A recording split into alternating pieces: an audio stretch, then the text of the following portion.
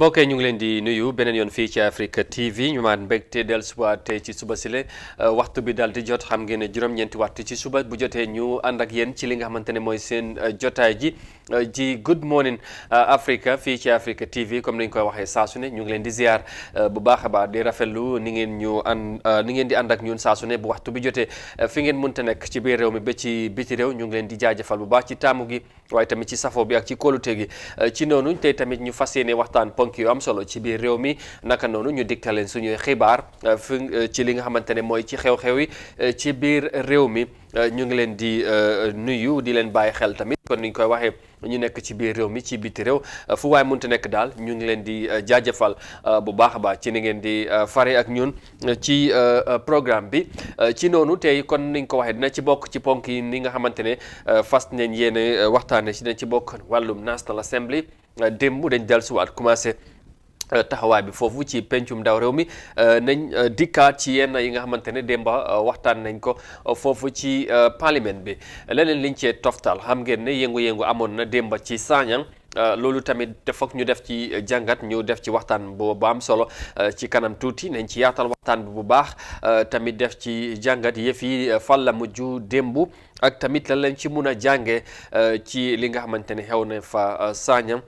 démba foofu su ko defee loolu ak yeneen tamit ñu super review bi ci kanam tuuti loolu tamit nañ ko ci toftal ci jotaay ji su ko defee gannaaw bu ñu leen dalalee ci jotaay bi am mbégte lool nag àndaat ak yéen tey ci talaata suba si la ñu war a yaatal lu bari incha allah ci jotaay ji. Well, viewers, again, welcome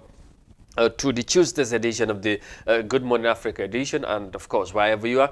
we say welcome and thank you for joining us, and we are very much happy to be here again to take you through in what will be another very interesting and informative edition of the program. We have some very interesting matters to talk about. Of course, we're going to also give you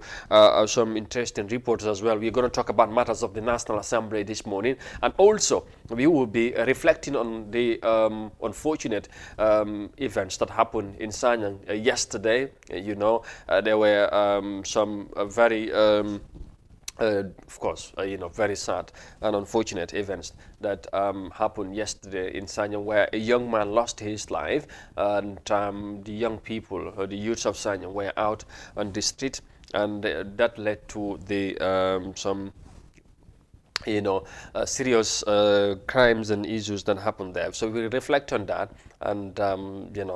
widen the discussions also later on that. So thank you very much for coming along. And first we begin with matters of the National Assembly, as I said, because yes, the National Assembly on Monday holds its first session in the legislative year on the motion to ratify the agreement between the government of the Gambia and the Geneva Center for Security Sector Governance for the establishment of DCAF field office in the Gambia, tabled by the Minister of Foreign Affairs, Dr. Mamadou Tangara.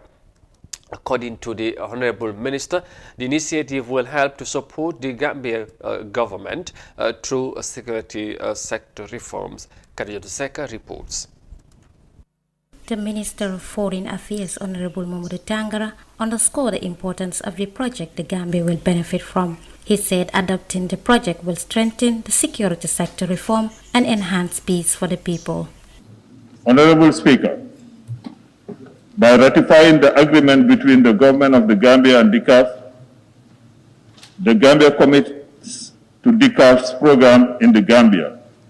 which seeks to contribute to meaningful security sector reform and greater accountability, leading to improved peace and security for the Gambian population.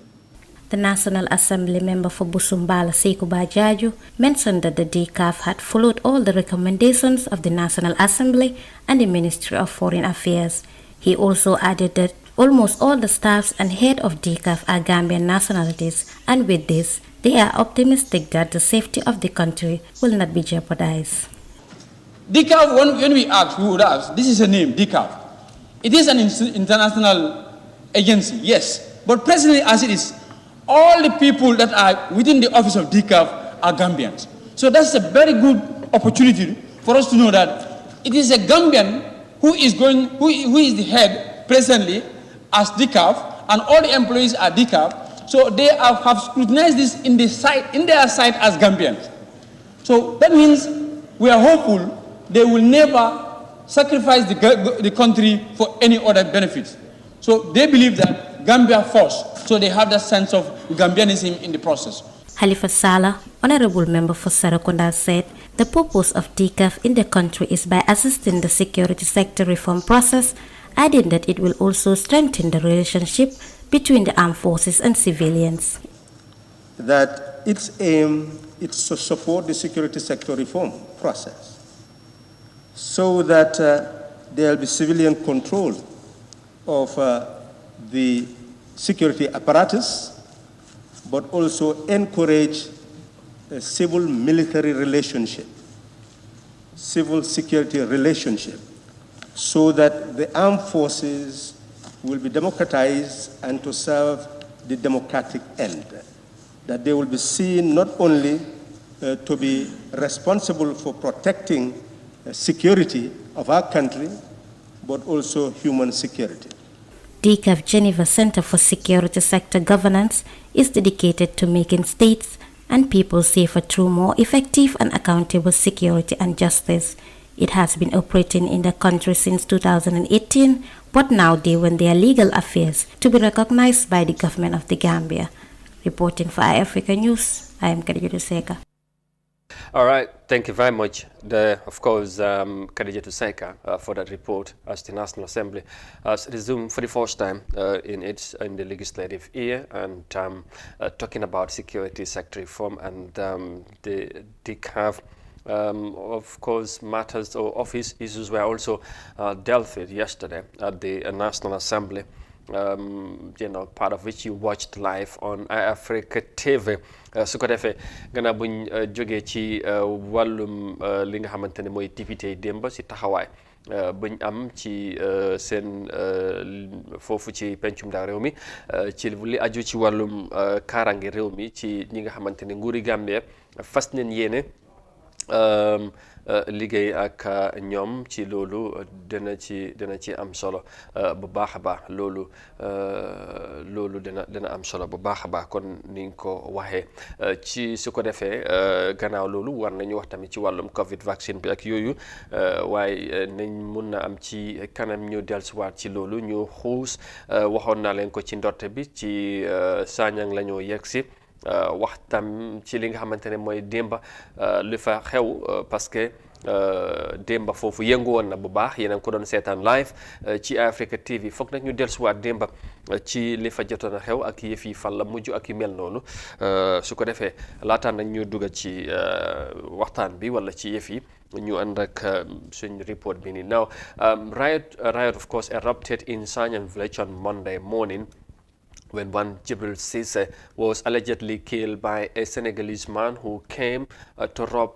them. Now, the victim is said to be 31-year-old with a wife and 2-month-old child. The incident happened at about 10 to 11 p.m. on Sunday. The riot started on Monday morning after one Jibril Cisse was allegedly killed by a Senegalese man, like I said, who came to rob a white man living in his compound. A lot of damages took place when the youth of the community came out on the street to show dissatisfaction with how the police are handling the matter. And according to the family, the thief came in the compound of the late Jibril Cisse to rob a white man who was a neighbor. That was how the man ran to the Jibrils and told him that someone wants to kill him. The late Jibril went with his brother to see who that was. The alleged killer then attacked the victim and stabbed him and his brother. Unfortunately, Jibril couldn't make it, and we managed to speak to some of the protesters, and this is what they had to say. And our sadness and what these people, the Senegalese, the foreign people have did to a youth man in our village, we can give that report to them. You can understand? That's very wrong. And this is not right. It's not wrong. It's not right. There is something that is happening. A youth man born in this village, and he was murdered by a Senegalese. And that's really, really very wrong. And what we are also doing, we have to be very careful on that. So we take a peace maintain, and we wait for these higher ranked people when they come. we sit with them and discuss with them. Thank you. A Senegalese went to his house to steal and stab him to death. Now, we as youths of this village see this as a revolution to stop this from happening again, with or without the government stepping in. All right, those are some of the protesters yesterday in Sanyang, and as you heard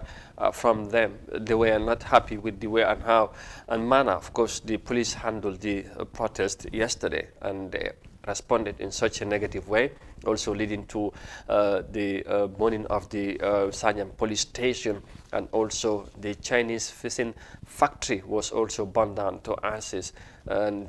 so we would look back on yesterday's event because we had our team on the ground who were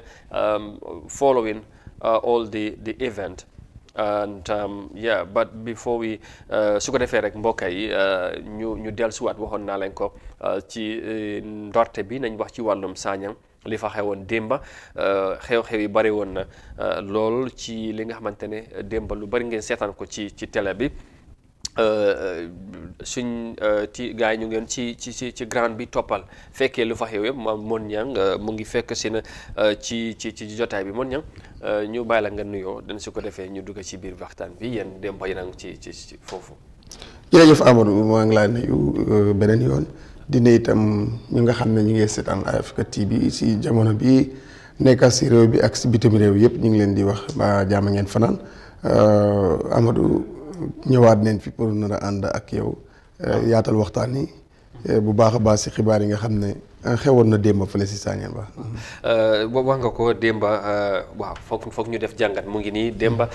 ñu yeewoo xibaar bi fu ne Sanyang mu ngi yëngatu li ko waral gis nga ndaw yi génn mer ba futu di wane seen naxar ñu jàpput ne démba am ku bokkoon ci ñoom seen morom ci li nga xamante ne mooy xew-xew comme ni ñu ko waxee ci report bi am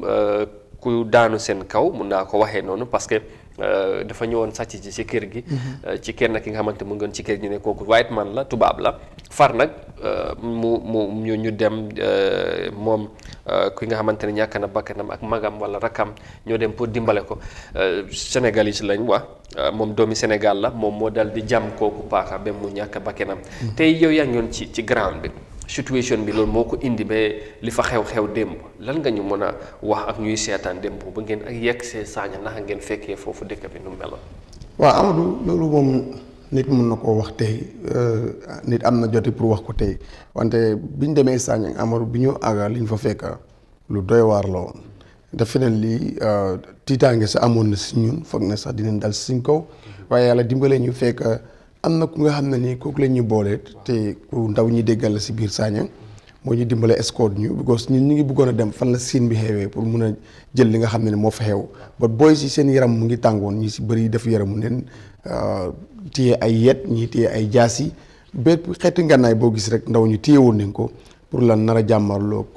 takk der yi nga xam ne nii ñoo leen doon xeeñ pour ñuy def liñ bëgg a def mu nekkoon lu doy waar ñun bu ñu àggee kooku dafa fara egg suñ kaw moto bi ne def leen ndànk because ñii den ñëw pour dimbale leen dafa am lu xew lu nga xam ne nii yéen a ngi génn pour wane seen naxar soo ñii nag ay journaliste leen den ñëw pour ñoom itam mën a wan nit ñi lan moo nekk di xew fii loolu moo ñu def sutura waaye is not suñ moto bi si boppam dinañ ko doon yaaxa ba nga xam ne ni ñun sax mën nañ si woon jëlee ak ràññeewul taskat xibaar la ràññeewul dara because maire bi ak tamit li taxoon ñu génn ñaxtu ndax bakkeen def ci rot waaw loolu mu nekk li nga xamante ne saa yu xewee dina am réaction bu moo indi bu wutee ak li nga xamante bu dee protest nii rek pour ñaxtu waaw xew-xew bi nu mu xewee ba li am te jàngat war na cee mun a am waxoon nañ ko démba ci biir waxtaan bi buñ jokkoo ak yéen nee nañ Sanyang li nekkul lu bees ci dëkk bi ndaw yi yàgg nañoo ñaxtu surtout ci wàllum Chinese factory bi waaye ak tamit li nga moom mooy wàllum géej gi ak yu mel noonu tey lan nga jàpp noonu lañ war a mën a jàngee démba ci li ngeen fekkee foofu ci Sanyang. waaw comme noo ko waxee bi nekkul guleet ndaw ñi di ñaxtu waaye comme niñ ko waxee rek dafa am ñu nga xam ne den meroon denc gën na say feeñ dëkk yu mel ni Sanyang Tànji façon incident yi dafa yomba soo bàyyi xel 3 months back Tànje lu mel ni amoon na fa ba am ku fa rey benn jigéen kooku itam benn Guinéen la woon. boobu tam su gars yi jotoon lu ñu pare woon suñ jotoon ci kooku dinañ doon faat ba katam ba buñ fa àggee sax ñu doon wax ne ñoom li ñu yore ci sax lu tax la ko police station bu ko suñu ñoo ko jàllale te police loolu mooy seen responsabilité pour xaar ki nga xam ne nii mu ngi si jafe-jafe. waaw waaye duñ mun a seetaan police du mun a seetaan kenn koo xam ne nii police mun na si dara seetaan kooku noonu ñu ko def nag noonu dontale kooku sax dafa jalgati yoon waaye yoon mooy mujjee war ak kooku loolu mooy liggéey police seen taxawaay démba wante démba soo demee da ngay gis koo xam ne ni kii ku meroon démba moom laa gis nii tey waaye daf mu boole ko meroon tey am si nag opportunité pour mun a def lu mu bugg a pour mun a xeexaale meri démbam xam nga mer ngembu ak ku nga xam ne dafa meroon denc di dajale ay naxar di dajale ay mer denc ko booy dëkk bi dafa mel ni soo leen gisee rek da nga xam ne dafa mel ni ku nga jël benn sebura def ko sotti si essence soo na tas rek dafa daal di tàkk because ñi ngi meroon denc ak konte noonu lu ñu wax mooy ne ñun fii sécurité bi baaxul fii ba pare second li factory bi fi nekk doo wax ak ñi ñaari nit rek te dugalul la foofu waaw am gisuñ si suñ boppa because ay foreign na ñoo fi amee dañoo spend dalasi 8 millions yóbbu ko ba pare ifin foofu sax waaw gis nga ko waaw ba pare di la wan na sax fii duggoon fa sax problème la duñ doon alawut kenn dugg fa lu dul ñoom ni nga waa gis nga bii dañ ko daan yóbbu China loolu jam na yi nga xam ne lu daan waa gis nga machine yi yëpp la gars yi daal di lakka amul loo xam ne ni am na fa njëriñ lu fa des amu fa because lii problème bi Siin bi foofu la commencé ñoom lii si kooku bu mu ñàkkee bakkanam Jibril boobu si suba si nag si la gars yi am réaction bi dem direct si tefes bi lakka gaal yi fa nekk yoo xam ne ni som sénégalais ñoo ko ak seen mbaar yooyu noonu lakk yëpp ñëw nag si factory bu nga xam ne boobu leen yàgg a meral ay xat buggoos képp ko se wax dafa laa wax ne gisuñu suñ boppa waaw ay gan leen ko jox te loolu nag firndeen na because documents yi fa gis di nga fa gis ay Mauritaniens di nga fa gis ay China di nga fa gis ay some photocopies yoo xam ne ni Sénégalais na Republic of Sénégal yoo fa dee nekk so yooyu nag naxaroon na ndaw ñi ba tax na bi ñu amee chance rek bi ñu demee lakka gaal yooyu noonu rek den dem ñëwaat si factory bi daal di taal foofu yëpp léegi bi ñu taalee foofu ba foofu lakka ñi caxatee ko yi nga xam ne nii am na comme am na néeg yi nga xam ne seen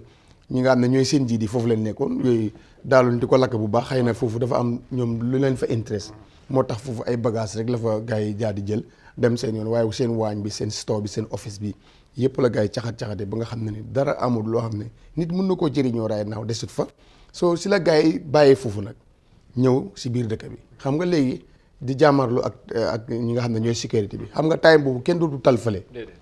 léegi nag si la foofu nag moom mu ngee tàkk di gën a yaaxu ñi fa nekkoon den daw gis naa takk benn waay bi nga xam ne mu ngi woon suñu oto bi mu ne moom moo rawale ñooñu bu ko dafa génn ak taxi ñëw fekk ñooñu ñi liggéey si factory bi ñi ngee daw moo leen jël daal di leen rawale tànjee soo da ngaa gis ne ñooñu mais bi si gaa ndaw ñu jotoon si ñoom dinañ leen doon def lu ñaaw parce que ñu ne place bu nga xam ne nii ñun ñoo ko moom si suñu dëkk la nekk ifin pour nga dugg fa sax dina la dee autorisé doo fa inta kenn doo fa dugga ñoom comme neex moo faa dugga ñu ne spend less and score more loolu la gars yi doon wax loolu seen slogan la woon démb compagnie bi tuuti la gars yi dee spend win millions yu génnee ko réew mi soo ñun amuñ ci dara. kon bu ma la déggee mooy ndaw yi dañ gisul seen bopp ci factory bi ñoom loolu leen wax te tamit waaw loolu lañ wax ci seen kàddu leneen tamit mooy wax nañ ko affaire Sanyang affaire factory bi luñ ci yàgg ñaxtu di wax ci yàgg naa génn ci report si ci tas ci xibaar yi ñuy wax ne waa Sanyang surtout ndaw yi ñu ngi artu kilifa yi nañ dem def dara parce que factory bi nu mu fa nekkee gisuñ si seen bopp te tamit mu ngi leen di rool seen environnement bi yaax a géej bi ak yu mel noonu waaye dafa mel ni ñoom luñ bëggoon amuñ ko woon te tamit dégluwul leen ba temba ñu def réaction bu mel ni gannaaw bu luy amit nag ñu gis te tamit bakkan rot na ci kon nuñ ko waxee ñu wax doomi sénégalais moom moo ci nekk ci loolu nañ sax léegi-léegi nañ déglu ambassadeur bu Sénégal bu nekk Gambia jot na cee wax ci xew-xew bi démba nañ ko déglu su ko defee ñu ñëw continuer waxtaan bi parce que jàngat bi dafa war a yaatu taxawaay police bi ak tamit gisuñ fire service teel a ñëw ñoom dégg nañu defoon nañ atem ak yu mel noonu waaye nañ déglu ambassadeur bu Sénégal son excellence Bassirou Sène moom moo fi nekkal Sénégal ci Gambie jot naa àddu ci xew-xew bi démba ci Sanyang ñu déglu ko ñëwaat.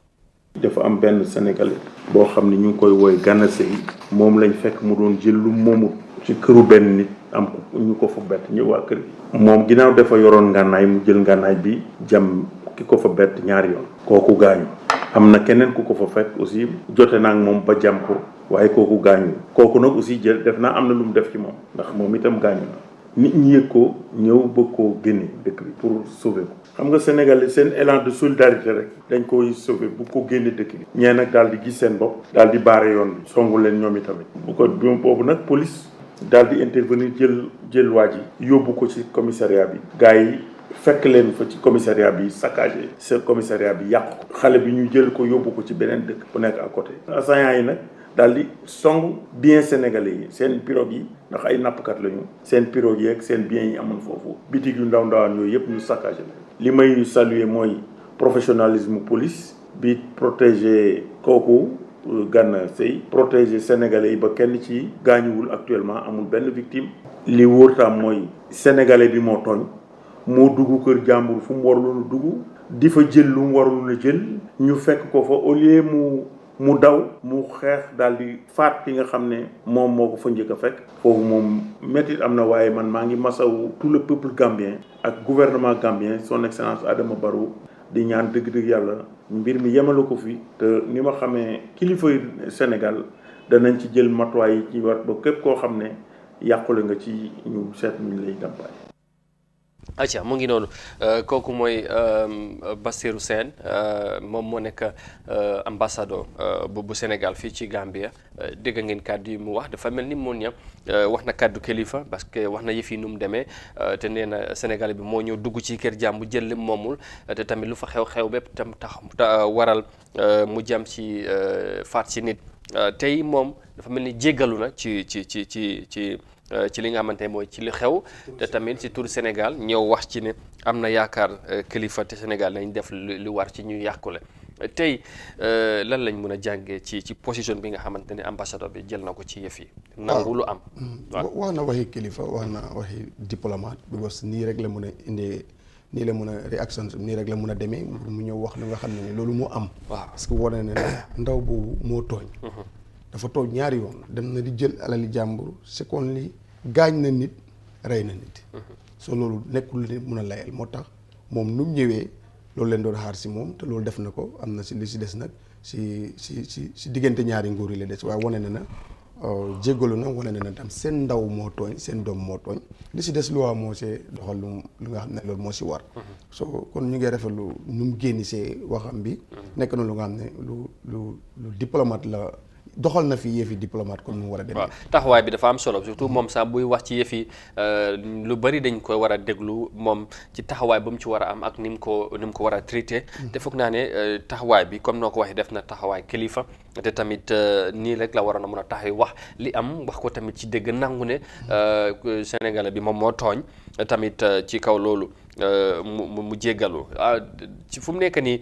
démba tamit taxawaay bi nga xamante ne gannaaw bu ambassadeur bi waxee ñu dellusiwaat ba léegi ci Sanyang taxawaay police bi ba tax ndaw yi gën a fippu mer mooy li ñu rawale ki nga xamante ne mooy Bassirou moomu ki nga xamante ne mooy ku rëy booy bi ndax foog nga ne comme wax nga taxawaay bi noonu lañ ko war a defee waaye ndaw yi ñoom gisee wuñ loolu parce que nee nañ am na yeneen cases yuy xew buñ demee ci police bi tamit taxawaay bi ak nuñ koy nappal ñoom loolu yëpp kontaanuñ ci waaye démba bu li nga wax la rek dafa mel ni mer bu yàggal na ci ñoom yëpp lañ génnee démba wane ko. waaw loolu sax am na ñu ko wax sax si suñ di wane ne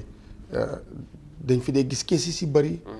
after 24 hours gars yi ñëw wala 72 hours gars yi ñëw béel kooku dem ñu gis ku fi jël alali jàmbur wala ku fi réeb some days nga gis kooku di taxawaalu si mbedd mi yooyu yëpp jàmbatu nañ ko démba because démba ñu seen dënn fees ñoo nekkoon di wax ñoo am ne seen xol dafa fees ñoo nekkoon di wax wane loolu yëpp dangaa gis ku def lu na weng ba ñetti fan nga gis ko mu nekkaat si mbedd bi di taxawaalu soo loolu tam ñu ne lu ñu war a seetaat la nit luwaa nag moo dëkk bi dafa am luwaa bu ko seex luwaa moo ko doxal wante itam Amadou démb xam nga ne yaa ngi tudd feesafi ñu ngi doon ñëw but booy si dañ siloon dëkk bi nanguwuñ kenn dugga si bu ko site boobu noonu sécurité bi nekkuñ fa woon sécurité bi ñu ngi woon si police station bi fekk already lakka na ñun bu ñu faa àgga fekk police station bi daanaka jeex na li ñu njëkkaa def mooy seel bi waaye ñu wane ne that very by that time seel bi kenn nekkul fa but dafa serious because seen senior officers yi bëri ñëwoon nañ fa gis nañ daayira bi nu mu lakkee seen files yi bëri lakka te loolu beneen problème la sax si ñoom boo xam ne mun na am lu bëri lu fa waroon a leer loolu lëndëm na already léegi because lakka boobu moo ko waral second li mooy ne police mënul taxaw di seetaan loo xam ne nii du yoon te du ko defend ndaw ñi nag démb dañ dem ba méreetuñ ku rayoon ñoom police yi because boo fa accéléré da ngaa dégg lu ñu doon di yekka police yi ak lu ñu doon di wax paaraay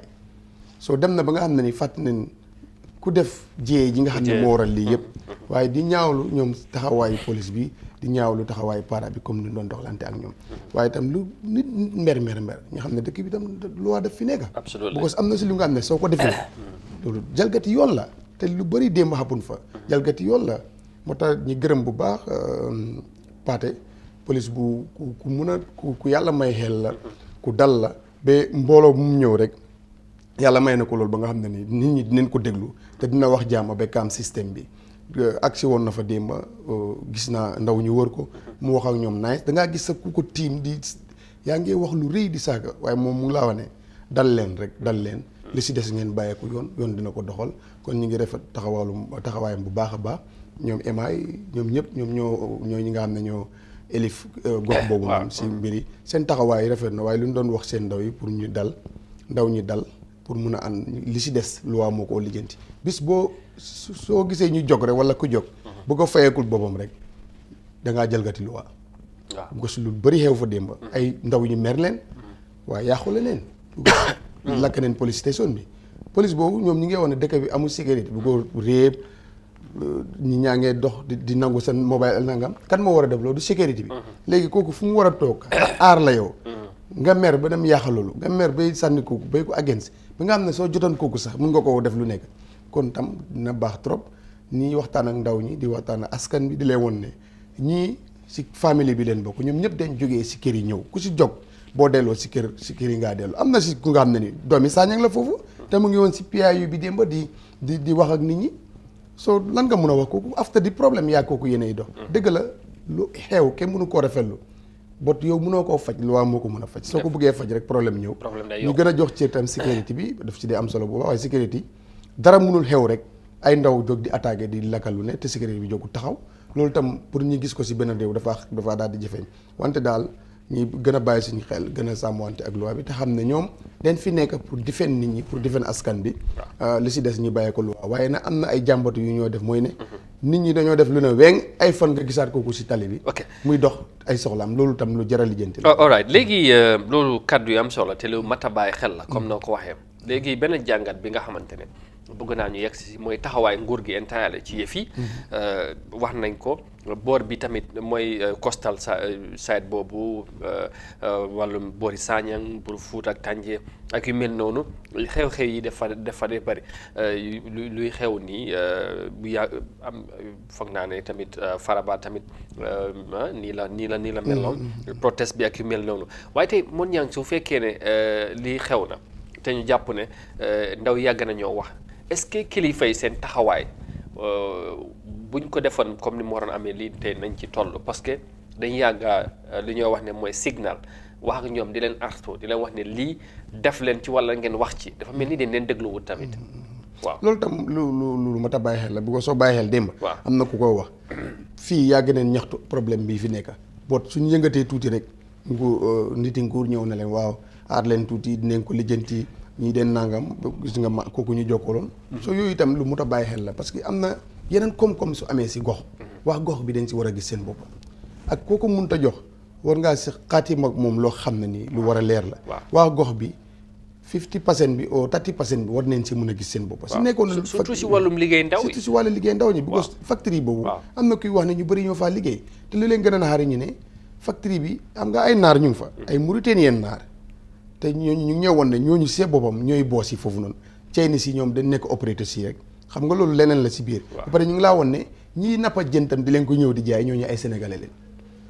kon dafa mel ni factory bi ba mu daj gis doomi Gambien gisu si boppam si ñoom niñ ko waxee kenn si nga xam ne moom mu ngi fa woon démb nu mu ko waxee si suñu microphone bi wane ne sénégalais yi Mauritaniens si ñooy boos yi foofu noonu kon nu mu ko waxee bu gos néeg buñ dugga foofu naar moo fa nekkoon piccos si Mauritanien banque si yëpp yaa ngi koo gis foofu noonu da nga koo gis foofu mu ngi leer waaye ñu Chinese itam seen néeg yi gaal yaa ngi nii jéem ba si tefes bi waaye yi nga xam ne gaal yi lañ lakkoon ak jën bi ak yu mel noonu soo yii yëpp waaye ñu ne Sénégalais yi ñooy nappa jën indi ko ñëw indi ko kon xam nga mus neen fee wax ne nguuri Gambie jëwriñ ji nga xam ne moo yore buntu napp gi nu ma gisee président Macky Sall du ko defee di order ay gaal si bari ñëw comme ni ko olof yi di waxee rek balaa maa may jën bët bu set jàngal ma nu ñu nappee su ma la gisul ma dem war nañ indi projet bu nga xam ne xam naa ne sax mais bi ñu ngi si projet bu nga xam ne dina bu ko soog demee si géej bi ndaw ñi ñu ngi fa Gambien si ñu ngi fa fees del baara fii nii tànje Sagnang yëpp ñu ngi fa fees del nga indi projet indi gaal yu bëri ñoom itam ñu jox ko ndaw yi ñu liggéey si government lebal leen ko ñooñu di dem di nappi di ñëw dina si doon baax waaye ñu ne lu fa ëpp li ñoo nappa ñooñu dañ ko si Sénégalais ñoo ko dee napp ñëw jaay ko si factory bi jël li si gën a baax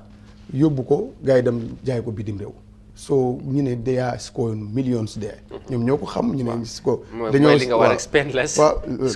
score more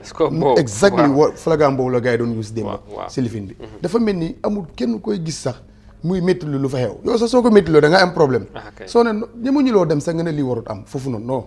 moom kay da ngaa dem rek ànd si ñoom li ñu bëgg a def sa liggéey lii waaw soo li nii rek la mënoon demee loolu nga doon dégg ndaw ñi di wax ñu bëri soo ne laaj ndax fii ngaa liggéey ñu ne fii ñu kenn mosu fee ñemee teg sa tànk fii la woon te nag nee nañ sax lu nekk dem daan na fa xew bu ko si ñoom ñoo ko moomoon dafa nekkoon contrôle bu nga xam ne nii du kum neex nga dëggaat fa sa tànk ñoom kuñ bugga kooku moo fa dee dëggaat seen tànk soo dafaa gën ni amul si benn bénéfice gis nga lii yëpp si biir factory bi la nekk soo lu si bëri si lii yaaw na te yii yëpp dañ ko doon seen mu dem dafa mel ni factory bi njëriñam wala lu mu doon liggéey sax Gambien si ñu bëri xamuñ ko sax wala ñu bëri xamuñ ko moo tax taxawaaye nguur gi la nag yaa ngi ko wax sax ni lu bëri ñu si biir ñoom rek ñoo fay dugga dem ba xale yi sax da ngay dégg buñ doon wax dañoo mer di wax ne ay taay ak yooyu yeneen non yooyu moom gis nañ ko fa yooyu gis nañ am nga loolu moom fu ay nit nekk mun naa am ñuy jëfandikoo lii ñuy jëfandikoo lii waaye bagage yi moom loo xalaat si bagage moom mu ngi fa lépp loo xalaat si bagage li ko nit di jëfandikoo mu ngi fa parce que ñoom ñoo fa nekk you know foo xam ne kenn du fa dugg foofu na lu neex waaye def fa dafa mel ni ndawi Sagnang yàgg neen meral factory bi moo tax ku ñëw nga gis factory bi la ka yow doone lii dafa ñaaw de waaye yow da ngaa célébrer te yow ñemeñu loo ñaaw démba am na ku ma doon wax tamit si waxtaan mu ne ma est-ce que démba tamit taxawaay bi ndaw yi gaa mer nañ factory bi kontaan nañ ci doxalin bi ak nu mu fa nekkee waaye est-ce que mer bi ci ñoom rek la war a dem parce que ñii boo gisee ñu am sañ-sañ opéré fii dañ leen ko nangul dafa ne waaw li ñu war a jaar lu fu ñu war a jaar lañ jaar ñu def la ñu war a def ba tey ñu may leen ñu dem ñu sàmpali soo responsabilité dafaa dellu si kilifa réew mi mooy nguur gi ñoom ñoo am nangutoo ak factory bi ba tey ñoom ñu am sañ-sañ mun a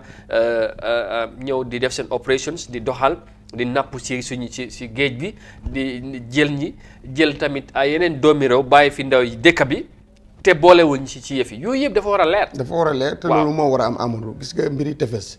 ñu fa dëkk dañ ci am responsabilité. soo fa sampee lépp lu nga xam ne dafaa jur koom-koom. fi xel ndaw yi réew moom lu mu boni 10% ou 20% bi ñu gis seen bopp si loolu bu ko soo gisee ne suma broda mu ngi faa liggéey su may oncle mu ngi fa dafa am yenn taxawaay yu nga xam ne doo nangu mu xew fa doo ko taxawee bu ko yaa ngi see gis sa boppa sa broda dina si am di nga si bénéfice sa oncle dina si am keneen dina si bénéfice bu ko lu yem ni Sagnang rek bu ci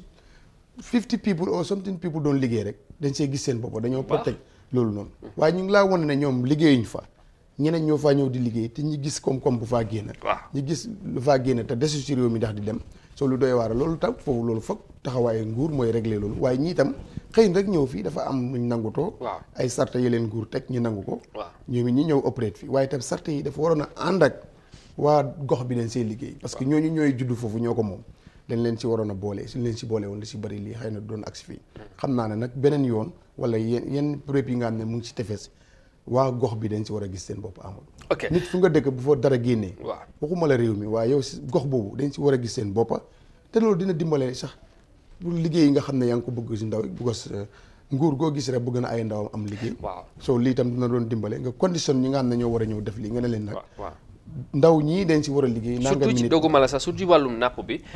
ñun as a country dañ ci dee am problème bu yàggul ni xam ne réew mi yëpp ñu ngi dunda jafe-jafe ñàkk a jën ci réew mi parce que doomi réew yi fi yëngu ci napp bariwul démba foog naa ne feeñ na gaal yi ñuy lakka foofu ci wala ci géej gi am na sax ñoo xam ne dañ dugg seen gaal daw dem dugg si biir gi am na gaal bu dee nappatam boobu dafa daw waaye su dawutoon ñoom mën neen ci am. waaw dégg naa ñu bari foofu lañ leen rawalee dañ dugg ci biir géej gi ñun ñu dem ci li nga xamante ne mooy démb lu fa xewoon li ma doon bëgg a wax rek mooy bu yàggul wala ba léegi sax Gambia mu ngi dund jafe-jafe jën parce que kon ni nga ko waxee su fekkee ne comme factory bi nii ñu fay liggéey ak ni ñooy doxalee lépp comme na ko waxee sax lu baax li yëpp ñoom dañ koy jël yóbbu ko ci biti bàyyi fi li nga xamante ne mooy leneen lépp loolu boobu benn affaire la war lañ ko mën a seetaat yeneen événement yi tamit bu xewee fii ñun ñëpp xam nañ well before tey sax lii daf yàgg su korité ñëwee tabaski ak yeneen xew-xew yi diine si xewee Sénégal ñoom yëpp dañooy dem te buñ demee nga gis manqué bi si dëkk bi ci loolu ñun jàngat war na cee mën a am yaa ngi doo wax ne pour ñu président Macky Sall li mu def jëlee na ay boot yu bari dimbale ko Sénégal fii tamit déggoon naa ministre bi di wax ne def nañ ñu mel noonu wala ndax loolu doy na loolu leneen la. léegi bu njëkk waaw dañ doon wax ne ndaw ñi bëgguñ liggéey. waaw bon nag am na ku nga xam ne si bëggul liggéey sax yow yaa ko utal liggéey. ba pare ñaax ko. responsabilité ministre bu yoree mbiri napp gi la. xam naa ne am na luñ because am na time ñu ngi doon wax ay albada ay yu bëri am na gaal yuñ jënd. ba foog ñu dolli ko ba pare def projet bi taxawal ko sàmm ko ba nga xam ne nii duñ jënd rek bàyyee ko ñeneen ñi dañoo xëyir yeneen ndaw jëlee leen feneen indi leen ñaax leen tàggat leen ba nga xam ne dinañ mun li nga xam ne loolu la fi gan ñi di def ñu mun ko. ñu am seen gaal yi bopp ñu lebal leen ko. ñoom ñi see liggéey di si gis seen bopp. bu baax projet bi loolu dafa war a nekk lu nga xam ne. anytime dañ war a ñaax ndaw ñi ñu dem si. parce que nag bu njëkk mun ngaa wax ne ndaw ñi leen doon toog rek di naan ataay ba loolu léegi moom mun ngaa wax ne 75% bi yëpp gis neen seen bët xool na amul kenn ku nga xam ne da ngaa toog rek di jamono distancé na lu wala bari koo rek dépend si sa broda mu ngi Europe wala sa broda mooy ministre sangam loolu 75% ndawi Gambie seen bët xool na si loolu suñ gisee lu ñoo liggéey dañoo dem liggéey wante nag na gars yi gën a làbbali gën a indi projet bi gën a indi gaal yi ndawi Gambien si ñu ngi si biij bi de because ñun dem neen fa incident bi bu mu amee tànk dem neen fa diñ si bëri jooytu neen si loolu bon nag soo fa demee ñi nga xam ne ñooy nappkat yi pire dëgg nekkuñ waa Gambie yi. waaw definitely. so lu ñooñu nag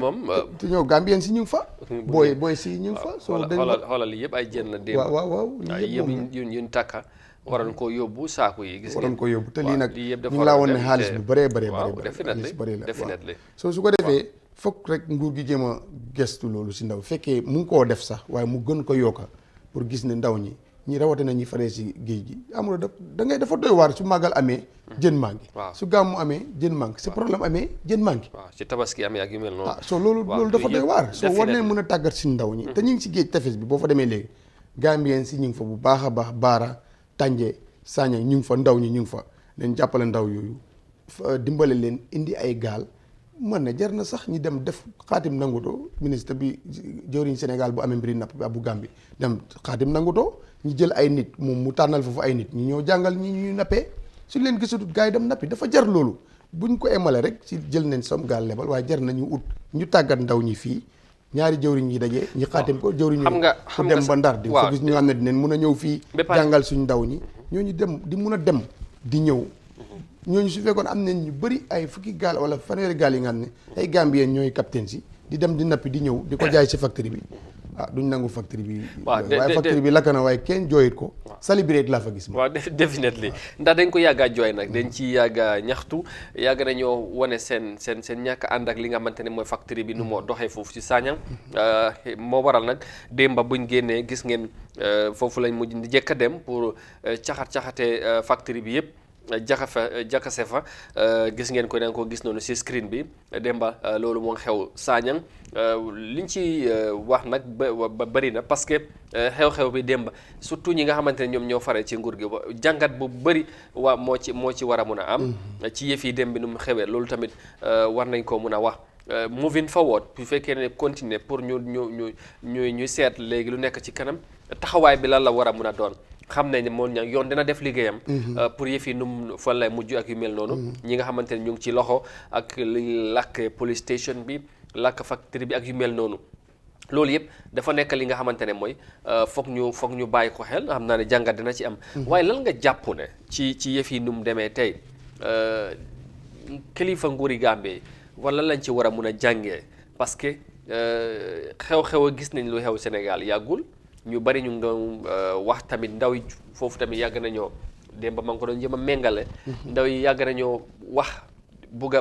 a am naxar si seen xol yi ñu am opportunité bu ndaw rek profito si def yu nga xamante ne mooy yu garaaw ci biir dëkk bi te loolu baaxoo ci réew yàq bi démb ba xew saañal leneen sax mënoon na cee mën a xew waaye ñu gis ne yàlla def na ne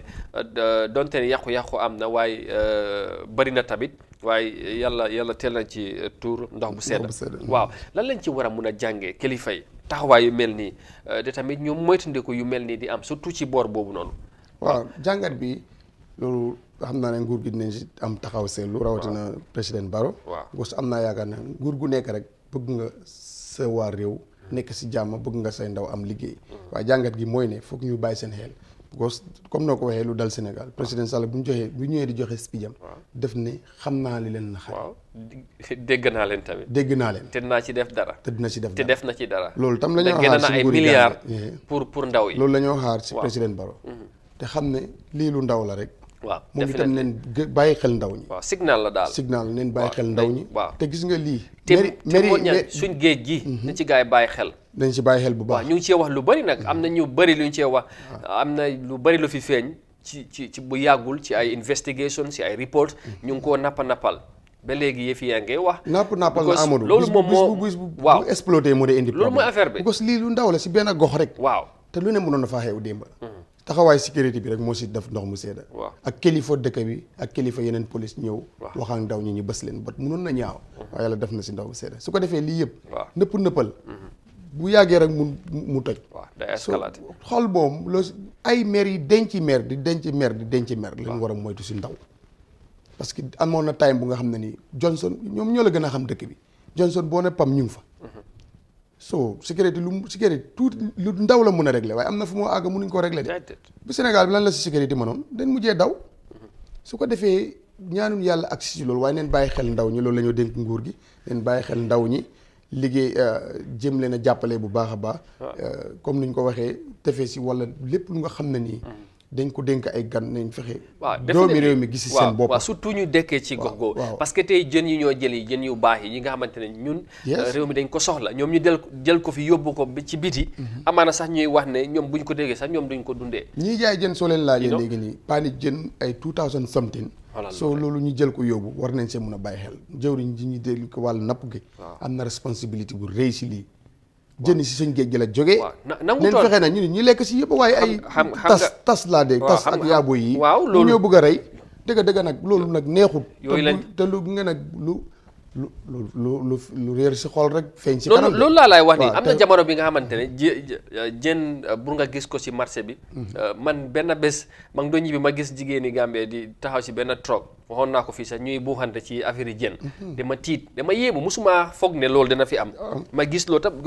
ñoom te loolu dañ ko doon dem jaayaat ñoom ay jaaykat lañ ay baana lañ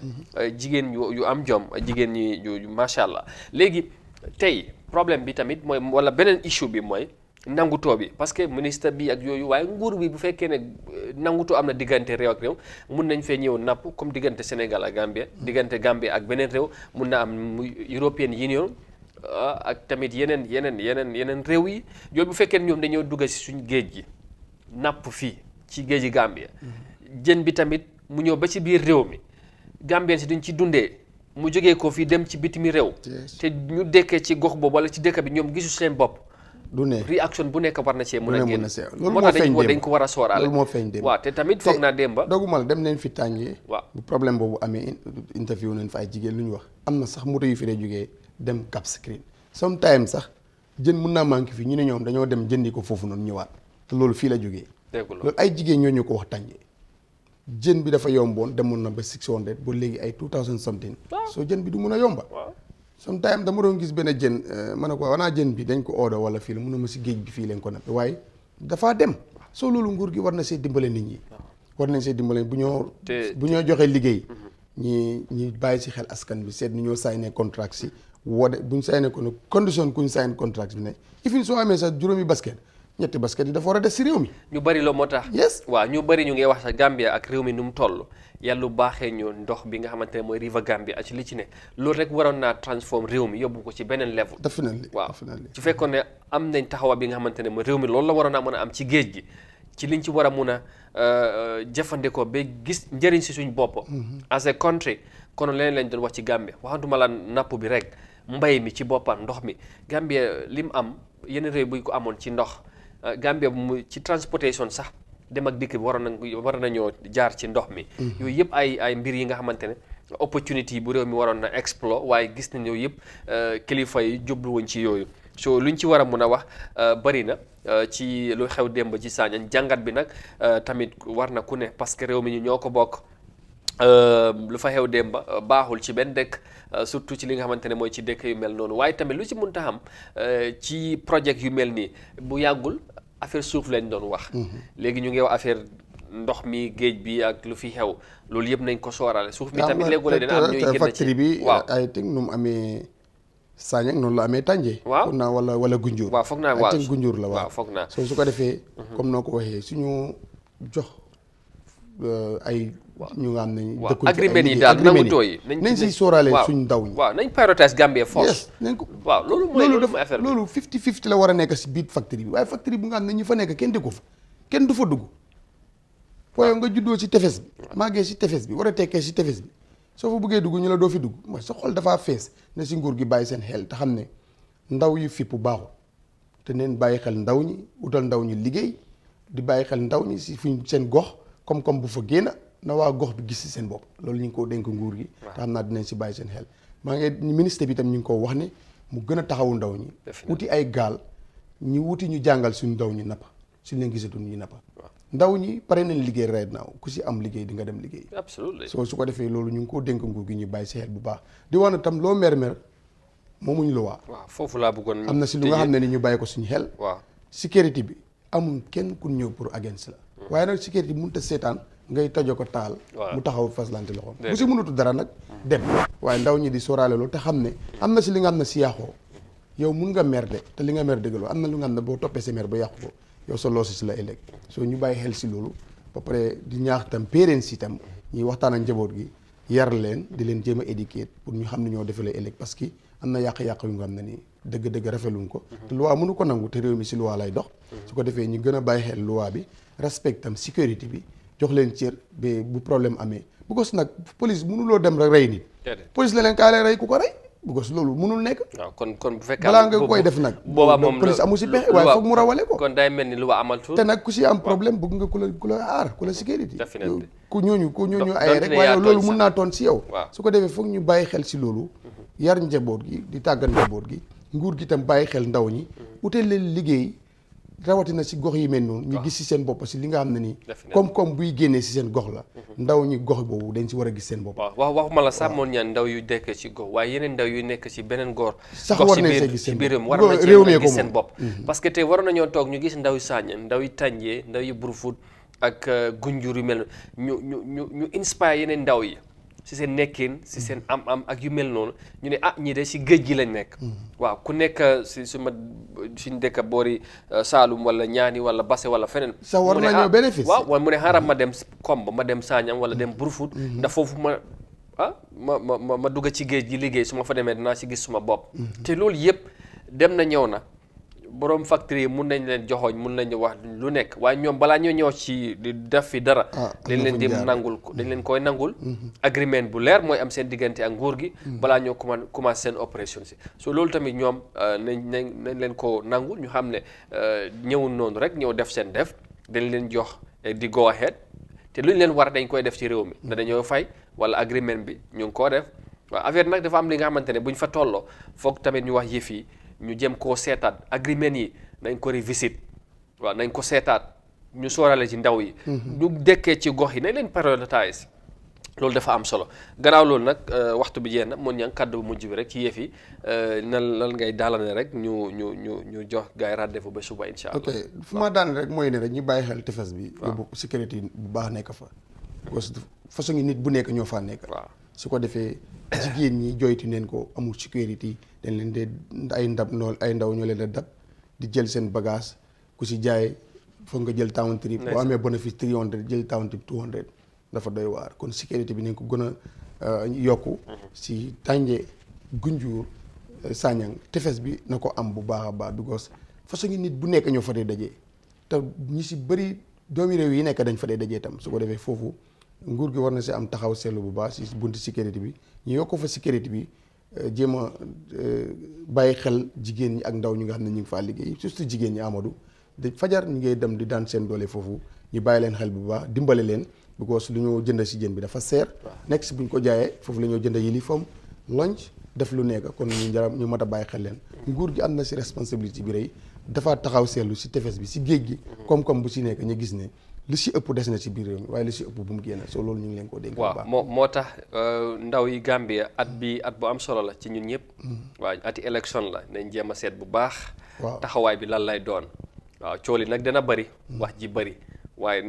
am nañ ci taxawaay bu am solo xam naa loolu ci yeneen jotaay nañ ci gën a mun a wax démba ma dégg Sénégal ñuy wax ne Ousmane Sonko mu ne bu nekkee président ci lay Sénégalais dañoo xam ministre lan mooy député lan mooy directeur lan mooy yeneen mbir because ndax ku nekk li ngay fayoo ko dina ko wax Sénégalais dañoo ko xam loolu nag mu ne buñ ko defut loolu waxi ko accès gul yaa gën a dégg loolu am na ko waxoon dina wàññi ministre yi wàññiwul ko waaw Macky moo dafa ñëw mu ne moom 25 lay def soo nee fële da nga naan nii waaye nga boo na parax si pax bi waaye loolu buñ ko defut boo na parax si pax bi waaye buñ ko defee Afrique dina baax de moom janta boobu de moom lifi na gut fii moom janta bi moo ñëwagul janta boobu loolu war a amee moo fenkagut non Sonko moo koy indi waaw Sonko moo koy indi wax yi ku jotagul la rek waaye nga nguur da ngay toog fële di wax waaye nga li gars yi di wax rek li picc yi di wax si bànqaas du ko wax si loxo xale jërëjëf so loolu la waaw thank you very much ñu gërëm la bu baax ci taxawaay bi am na solo ñu ñaan yàlla rek yàlla dolli jàmm ci réew mi ñu xam ne réew mi tamit ñu ñoo ko bokk waaw lu ci mënta am daal Gambia la ñu bàyyi xel bu baax yéen tamit mer du ko faj waaw yoon rek moo ci mun a jaar jàmm daal dégg feeñ ku ne gis sa bopp ci yëf yi loolu tamit kilifa tamit nañ déglu ñëpp surtout nag ndaw yi ñuy kuy wax li nga xamante ne moom li ko naxaar nañ leen déglu ñu waxtaan ñu jéem a seet nag la ñëw prouver solution su ko defee jàmm am réew mi développe Gambia dem incha allah ñu continuer di ñaan jàmm rek ci réew mi jërë ngeen jëf su ko defee dañoo jël short break ñu indi leen newspaper yi ñoom tamit lan lañ xëyee si seen xibaar laataa ñoo tàggatoo jox leen dig daje bi suba incha allah waaye short commercial break up next and then we'll come back with the newspaper review. Stay with us.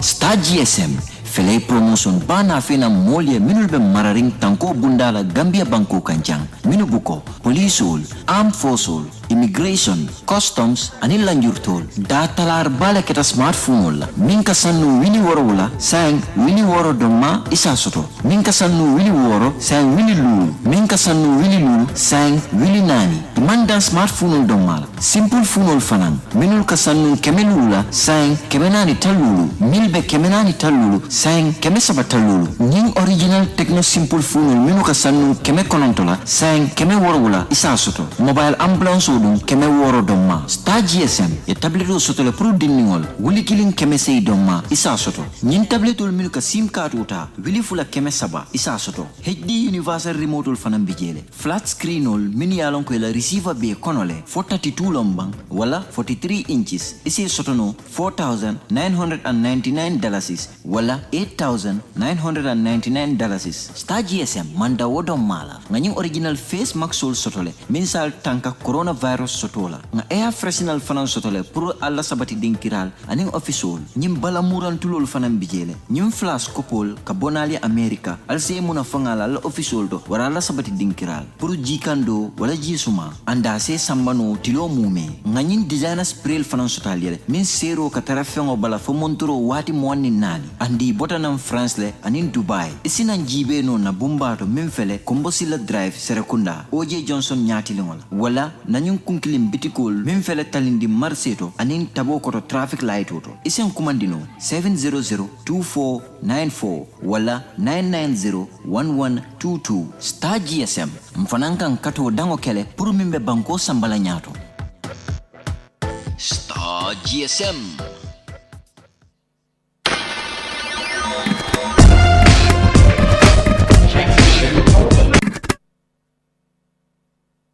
All right, welcome back, and you are still with the Tuesday's edition of the Good Morning Africa right here on Africa TV, and we are now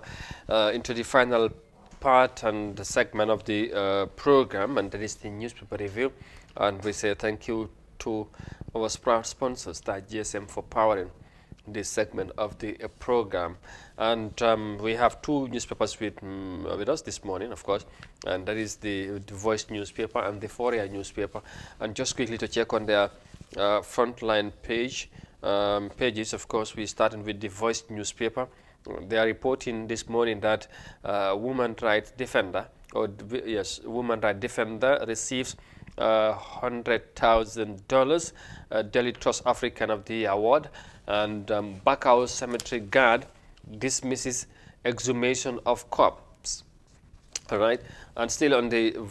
front page of the Voice newspaper, it's reporting that angry mobs burn down police station, demands closure of fish mill factory. That was the incident that happened in Sanyang, and you have the picture there. Ghana C, the murder, and Jibril C, the disease. Those are on the front page there, and you have. They are also reporting that Germany plans to deport another batch of Gambian migrants in April, and NAMS endorse Gambia DCAF agreement. And last but not the least, on the of course Voice newspaper, is that the government start provincial rice distribution. So those are the main headlines on the Voice newspaper this morning. And on the Foray this morning, they are reporting that mob burns down police station fish mill company in Sanyang after a young man was stabbed to death. That's what the Doi paper is reporting. They are also, the paper is also saying Gambia police chief laid to rest on Sunday. And another story on the Foreign newspaper says Gambia ratifies agreement with DCAF. That's the headline. And the paper is also reporting that finance minister requests for ample time for him to report on annual budget, country's debt portfolio. And Speaker Denton describes year 2020 as a year of tears and tragedies. Tragedies, and a police officer testify in assault case. The paper is also saying, and on the editorial this morning, editorial says the role of protest in a democratic society. And finally, this morning, on the question of the day, the paper is asking, what is the next stage for the constitution? By the way, that is the draft constitution of the Gambia. And with that, we finally bring the curtains of this morning's edition of the Good Morning program right here on iAfrica TV. And once again, thank you so very much for the pleasure of your company. And this is all how much we got time for today. And we will be back tomorrow, inshallah, God willing, for the midweek edition of the same program, and wherever you might have been watching around the world. And we say thank you very much always for being with us. su ko defee mbokk yi ñu ngi leen di gërëm bu baax di leen sant tamit ci ni ngeen àndee ak ñun buñ dooree jotaay ji suba ba léegi ñu ngi leen di jaajëfal bu baax fu ngeen munta nekk nag ci biir réew mi ba ci biti réew ñu ngi rafetlu bu baax a baax ci ni ngeen di ànd ak ñun, waaye tamit ci taxawaay bi ci réaction si ak yu mel noonu. ñu ngi leen di wax jërë ngeen jëf, suba ak jàmm bu ci yàlla àndee ñu dellusiwaat ci beneen édition. Fii ak boobu rek ñu ñaanal leen jàmm di wax ne ngeen continuer di wéy ak suñu programme. Inshallah, jërë ngeen jëfati ci safo bi ak ci kolde bi ba suba ñu dellusiwaat ci beneen édition. Do have a very pleasant day. Thank you very much for watching, and bye-bye.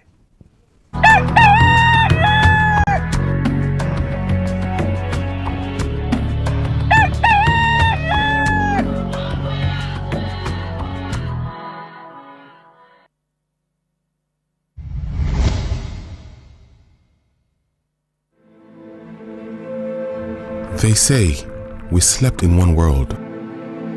and woke up in another. This global tragedy got humans together despite